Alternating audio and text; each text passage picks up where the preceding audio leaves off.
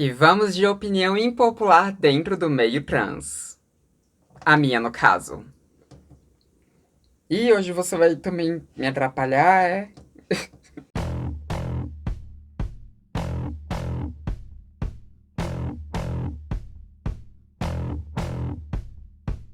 Oi, gente, tudo bom? Então, hoje a gente vai aqui falar sobre o direito ao próprio corpo dentro das comunidades trans, dentro dessa população de pessoas trans, mas hoje eu acho que eu vou, sei lá, dissoar um pouco do que pessoas trans costumam falar a respeito disso. E a Laverne, ela vai me atrapalhar hoje também, pelo visto, né? Pelo visto, ela tá empenhada aí de tomar esse canal de mim. Mas vamos lá, né? Vamos lá, porque não. Esse canal ainda é meu, tá, Laverne? Ainda é meu. Demônia. Mas vamos lá, né? Que agora eu tenho que ficar segurando meu copo pra ela não encher de pelo. Mas o que eu vou falar aqui com vocês agora surgiu de uma discussão no sentido de conversa, tá? Não uma discussão no sentido de porradaria, quebrar garrafa de vidro e apontar pra cabeça de alguém. Não, foi só uma conversa, uma discussão no sentido de conversa que eu tive com um casal de amigos meus, que um é um homem trans e outra é uma menina trans, e outras pessoas cisgênero, porque a gente tava lá, todo mundo junto, assim, confraternizando, até que surgiu um assunto semelhante a esse. Mas quando o assunto surgiu, a gente não tava falando sobre pessoas trans, a gente tava falando sobre direito ao corpo de um modo geral, tá? Eu não vou lembrar como é que esse assunto surgiu, mas a gente tava falando sobre retirada de útero.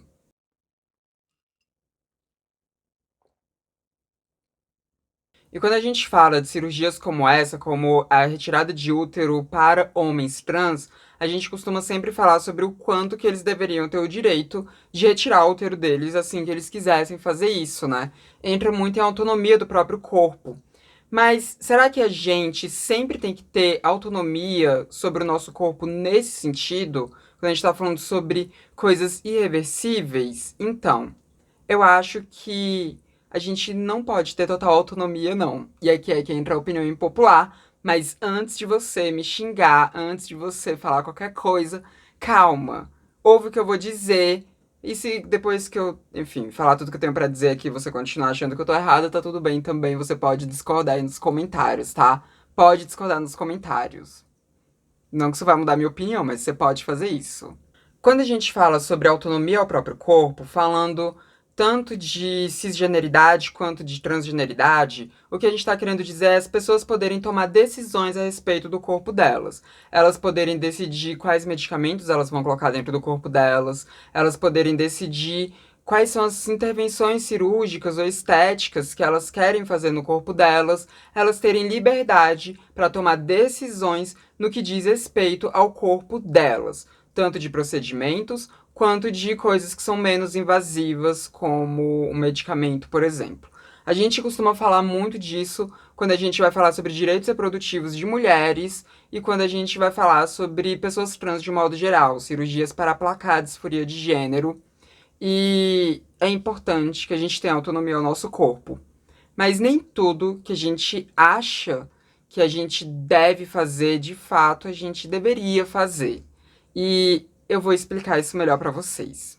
Obviamente, quando a gente está falando de uma coisa que seja mais leve, uma coisa que seja menos agressiva para o corpo, como o uso de hormônios, né, acessar uma hormonioterapia, que é algo que pode ser revertido, algo que tem sim riscos, mas pode ser revertido, aí todo mundo que tem mais de 18 anos deveria poder ter acesso a isso, e quem tem menos de 18 anos, bom, aí eu acho que é indispensável que você tenha um acompanhamento médico. Então já começa aqui o que eu acho que nem todo mundo tem que ter total autonomia assim ao corpo, não. Uma pessoa que é menor de idade, ela precisa fazer esse tipo de coisa sempre com auxílio médico, tá? Sempre com auxílio médico. Mas eu já tô me adiantando um pouco. Mas vamos lá. Quando a gente tá falando sobre coisas que são menos invasivas, a gente não vê muito problema, assim. Eu, pelo menos, não vejo muito problema que a maioria das pessoas possam tomar esse tipo de decisão sobre qual medicamento que vai usar, sobre como que ela vai querer fazer uma intervenção de terapia hormonal, por exemplo, sobre quais anticoncepcionais, quais métodos contraceptivos ela vai querer tomar, né, e tudo mais. isso daí a pessoa tem sim que ter uma total autonomia. Mas quando a gente está falando de coisas que são mais invasivas, coisas que são mais difíceis de serem revertidas, como uma intervenção cirúrgica, aí eu acho que não, a gente não tem que ter total autonomia. Eu tô falando isso tanto para pessoas trans, mas também para pessoas cisgênero. A gente aqui no Brasil vive uma cultura muito forte de cirurgias plásticas. Aqui no Brasil, a gente o tempo inteiro vê isso sendo endossado, seja por pessoas que, enfim, são famosas de alguma forma, seja por pessoas que estão começando a ser famosas, né, digital influencers, seja por pessoas que estão no seu dia a dia, no seu convívio, que faz uma cirurgia aqui, coloca um silicone ali, faz uma lipo aqui, faz uma rino ali, e por aí vai. Então, o tempo inteiro aqui no Brasil, a gente está exposta a esse tipo de intervenção cirúrgica, a esse tipo de intervenção médica em cima do corpo das pessoas. E eu tô falando muito aqui sobre cirurgia plástica porque isso costuma ser um tema que é muito sensível e que acaba entrando muito, sim, quando a gente vai falar de autonomia.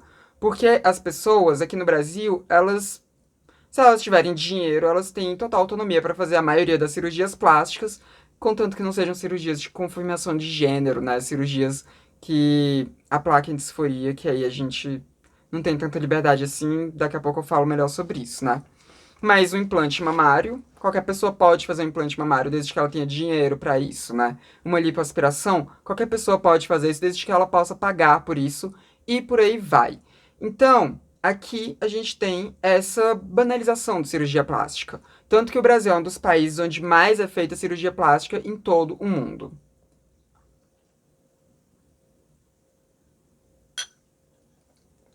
Mas o que está por trás desse desejo tão grande das pessoas de fazerem cirurgia plástica? Primeiro, a exposição constante de pessoas que já fizeram esse tipo de cirurgia, como eu já falei aqui para vocês, mas também um reforço de que a gente tem o ideal de beleza a ser alcançado, que a gente tem aquele padrão de beleza que a gente precisa estar dentro dele. A pressão estética, essa maldita da pressão estética. Ela faz com que a gente esteja o tempo inteiro querendo mudar alguma coisa no nosso corpo, porque a gente nunca vai chegar nesse ponto de satisfação com o nosso corpo. A indústria sempre vai fomentar isso na gente. E mesmo aquelas pessoas que vocês olham para elas e vocês têm elas como seu ideal de padrão de beleza, elas também não estão totalmente satisfeitas com seus corpos.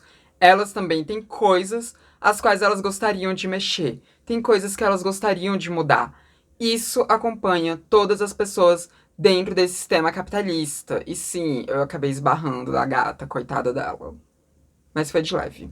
E sabe o que eu penso a respeito disso? Eu penso que todo mundo, para fazer uma cirurgia plástica, precisaria de um laudo médico, precisaria de um laudo psicológico, de um laudo psiquiátrico, atestando que essa pessoa está apta para fazer aquela cirurgia, atestando que aquela pessoa, ela realmente precisa mudar aquilo para que ela consiga se sentir bem consigo mesma. Que aquela pessoa, ela, sabe, não vá se arrepender daquela cirurgia. Quer dizer, nem o médico pode garantir que a pessoa não vai se arrepender da cirurgia, mas pelo menos para garantir que aquela pessoa, ela está escolhendo aquela cirurgia por um motivo muito específico da autoestima dela, que não está relacionado a filtros do Instagram, que não está relacionado a uma exposição constante em revistas e por aí vai. Esse tipo de coisa vai acontecer na nossa sociedade? Eu duvido muito. Só se a gente tivesse uma legislação muito forte que fosse muito contra esse fomento capitalista de que a gente precisa estar sempre consumindo algo. Porque a beleza, ela é um produto altamente consumível e cirurgia plástica é muito caro e, bom, entra numa lógica de mercado também. Não tem como você achar que não entra. Entra, é óbvio que entra. Você que tá assistindo isso, eu nem precisaria estar falando isso pra você, porque é óbvio que você já sabe disso. Que cirurgia plástica aqui no Brasil é um mercado. E não só no Brasil, como em quase todos os países do mundo, a cirurgia plástica é um mercado. Então, eu acho sim que a gente deveria precisar desse tipo de laudo. Porque são cirurgias que envolvem internações, muitas vezes, são cirurgias que envolvem anestesias e tudo mais, são cirurgias que envolvem retiradas de parte do corpo das pessoas. Então, assim, são coisas que não deveriam ser tão banalizadas quanto são. E eu sei, talvez você até esteja aqui pensando no caso daquela influencer que tirou gordura do joelho, numa lipo no joelho, e ela acabou morrendo em decorrência disso. Ela poderia entrar nesse caso, mas no caso dela, ela tinha uma doença, né, que é lipedema, então, assim, é um outro aspecto, tá? É um outro aspecto. Uma coisa são cirurgias plásticas que estão relacionadas a doenças, né? A pessoas que têm lipedema, por exemplo, e precisam fazer lipoaspirações no seu corpo, nas suas pernas, nos seus braços e tudo mais, e até mesmo nos seus joelhos. Isso daí é um tipo de cirurgia que ela é uma indicação médica. E então é diferente de um silicone, por exemplo, né? Eu tô falando aqui como alguém que tem silicone. Inclusive, eu já falei sobre isso aqui no canal, sobre o meu silicone algumas vezes. Mas eu ainda acho que eu precisaria ter tido que apresentar um laudo pra poder colocar essas próteses de silicone. E eu não apresentei, tá? Mesmo sendo uma mulher trans, eu não precisei apresentar laudo nenhum, só precisei pagar pela cirurgia. No meu caso, estava sim atrelado a um sofrimento de disforia e tudo mais, mas se não tivesse, ainda assim eu poderia só colocar o silicone e pronto. E aqui a gente vai entrar nos casos em que a gente não tem autonomia ao nosso corpo. No caso de mulheres cisgênero que possuem útero, elas não têm uma autonomia para escolher retirar ou deixar aquele útero dentro do corpo delas. Esse tipo de cirurgia costuma ser liberado apenas para aquelas mulheres cisgênero que elas já estão na menopausa, aquelas mulheres cisgênero que não vão mais engravidar, porque existe toda uma lógica por trás de garantir que aquela mulher ela vai continuar tendo a possibilidade de engravidar caso, enfim, não caso ela queira, mas caso ela acabe ficando grávida, porque aqui no Brasil a gente também não tem uma autonomia ao corpo na tomada de decisão quanto a levar uma gravidez para frente ou interromper essa gravidez. E aqui entra na discussão que a gente teve, né? Porque as mulheres cisgênero que estavam nessa reunião nossa, elas estavam dizendo que não, que as pessoas não deveriam tirar o útero delas simplesmente porque elas querem tirar o útero delas, enquanto o meu amigo, que é um homem trans, ele estava falando que todo mundo deveria poder tirar o útero caso quisesse tirar o útero. E aqui a gente vê duas narrativas diferentes. Aqui a gente vê a narrativa de mulheres cisgênero que não tem nenhum problema com seus úteros, mulheres cisgênero que elas não têm uma disforia relacionada aos seus úteros, e a gente vê um homem transgênero, um homem trans, que ele tem disforia associada ao útero dele e que, portanto, ele quer retirar aquele útero dele e que ele não tem essa autonomia para tirar o útero dele porque, para homens trans também, não é tão simples para poder tirar o útero, precisa de laudos, precisa de um monte de coisa e tudo mais, né, para poder acessar essa cirurgia. Além do dinheiro, precisa desses outros aparatos legais. E, bom, a gente está aqui falando sobre dois grupos de pessoas que não têm essa autonomia total de retirar um órgão do seu corpo, mas que têm visões totalmente diferentes. E provavelmente, se você for uma mulher cisgênero que tem, não sei, alguma questão no seu útero que te faz ter, por exemplo, cólicas muito absurdas, sangramentos muito absurdos, aonde você precisa, inclusive, às vezes ser internada, porque tem mulheres cisgênero e homens trans também, né? Que quando menstruam precisam ser internados porque pedem muito sangue. Talvez você esteja concordando com esse meu amigo que todo mundo tem que poder tirar o útero a partir do momento em que aquela pessoa queira tirar o útero. Mas aqui a gente está falando sobre uma questão médica. A gente está falando sobre dois grupos que têm uma questão médica relacionada aos seus úteros. A gente está falando de um homem trans que apresenta disforia com aquele órgão, e a gente está falando de uma mulher cisgênero que ela tem um problema muito sério que aquele órgão traz muita dor para ela constantemente. Really, bitch? Really? Esses casos. Puta, Laverne.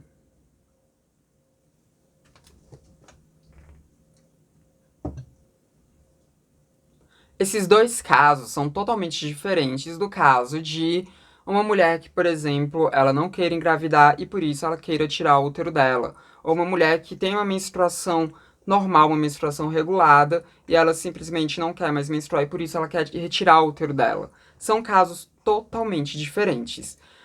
No caso de uma pessoa que tem uma questão médica com esse órgão do corpo dela, ela deveria sim ter a possibilidade de tirar esse útero, mas também não assim simplesmente chegar no médico, jogar o dinheiro e que aquele útero fosse retirado. Não, ela precisa sim, ao meu ver, ter que apresentar alguns laudos que comprovem que ela necessita retirar aquele útero, ou que, pelo menos, retirar aquele útero iria aplacar um sofrimento grande para ela, iria tirar uma dor dela. Porque a gente tá falando de uma cirurgia, que é uma cirurgia até que simples, com riscos baixos, mas que ainda assim é uma cirurgia invasiva. A gente tá falando da retirada de um órgão do corpo daquela pessoa. Um órgão que pode até ser saudável do corpo daquela pessoa. Então, assim, precisaria sim de uma liberação médica. Eu acho que isso deveria ser mais facilitado do que é hoje em dia, né? Porque, como eu disse, pessoas que têm uma necessidade médica de retirar aquele útero deveriam poder fazer isso com mais facilidade. Porque mesmo mulheres cisgênero que têm dores intensas durante as suas cólicas menstruais, elas ainda assim geralmente não podem tirar o útero, a não ser que elas apresentem algum tipo de doença que seja, enfim, uma doença mais séria, assim. E quando a gente tá falando de um homem trans que quer retirar o útero dele, a gente tem ali o caso de disforia, que é uma dor intensa, muito forte psicológica no caso, né? E que aquele órgão não faz parte do corpo daquela pessoa. Ela tem essa sensação de que aquele órgão não faz parte do corpo dela. Então, sim, o homem trans ele deve poder retirar o útero dele, tal. Não tô dizendo que não possa. Mas ele precisa, sim, ao meu ver, ter que apresentar laudos. Ele precisa, sim, ao meu ver, ter que ser assistido por psicólogos e por psiquiatras para poder garantir que ele está mentalmente apto a retirar aquele útero. E aqui a gente vai falar sobre mulheres trans. Porque aqui no Brasil a gente tem autorização para fazer cirurgia de redesignação sexual, por exemplo, e é uma cirurgia que a gente precisa apresentar diversos laudos. Inclusive tem uma playlist inteira aqui que eu falo sobre a minha cirurgia de redesignação sexual. Se você quiser assistir essa playlist, eu recomendo que você clique aqui em cima. É uma playlist muito boa e que, bom, até então ela é a playlist mais completa de uma cirurgia de redesignação sexual com a técnica do jejum que você vai encontrar no YouTube Brasil. Então recomendo muito que você vá lá e assista esse vídeo. Mas enfim, a gente precisa apresentar diversos laudos quando a gente vai fazer essa cirurgia. A gente precisa apresentar laudo de psicólogo, laudo de psiquiatra, laudo de assistência social e laudo de endocrinologista. A gente precisa apresentar esse monte de laudo por alguns motivos. O primeiro é que a gente precisa garantir que nós estamos aptas fisicamente a fazer essa cirurgia, que os nossos níveis hormonais estão condizentes com essa cirurgia, porque a gente está falando sobre retirada de gônadas. Porra, Laverne, não fode, né? A gente tá falando sobre retiradas de gônadas, a gente tá falando sobre esterilização, a gente tá falando sobre uma terapia hormonal que vai ter que ser muito modificada, a gente tá falando sobre muitas coisas físicas que estão atreladas a essa cirurgia. E a gente também tá falando sobre uma questão psicológica. A gente tá falando sobre uma cirurgia que é invasiva, que tem uma recuperação complicada. A gente tá falando de uma cirurgia que é muito delicada e que, portanto, a gente precisa garantir que nós estamos mentalmente aptas não só para viver depois que a cirurgia estiver totalmente cicatrizada e tudo, mas que nós também estamos mentalmente aptas para passar pelo pós-operatório.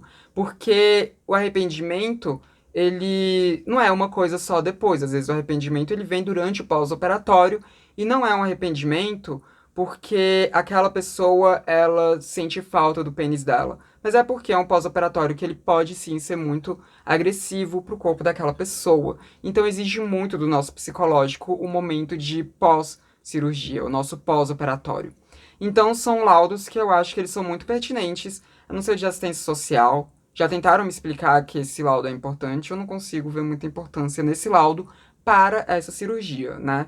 Mas enfim, é um laudo que é exigido para nós. Então, é uma cirurgia que ela não é simplesmente você chegar no médico, pagar e fazer. Não, você precisa de todo um aparato estatal para você fazer essa cirurgia. A gente tem essa exigência por lei. A gente precisa garantir perante a medicina e a psicologia que nós podemos fazer essa cirurgia. E que essa cirurgia vai aplacar um sofrimento que nós temos, que é o sofrimento da disforia. Quando a gente está falando de outras cirurgias, enfim, de confirmação de gênero, a gente não tem esse tipo de exigência, né? Como eu disse, para colocar silicone, você dificilmente vai precisar de um laudo psicológico. Para poder fazer uma cirurgia de feminização facial, que eu não fiz, mas muitas meninas já fizeram, sonham em fazer, você também não precisa de laudos. Você não precisa de laudos para poder fazer diversas outras cirurgias, nem de mudança de voz, nem nada do tipo. Cirurgias que são irreversíveis, como a de mudança de voz, você não precisa de um laudo para poder garantir que você está apta para fazer esse tipo de cirurgia. Eu acho que não deveria ser assim. Eu acho que a gente deveria precisar de laudos para poder fazer qualquer cirurgia plástica.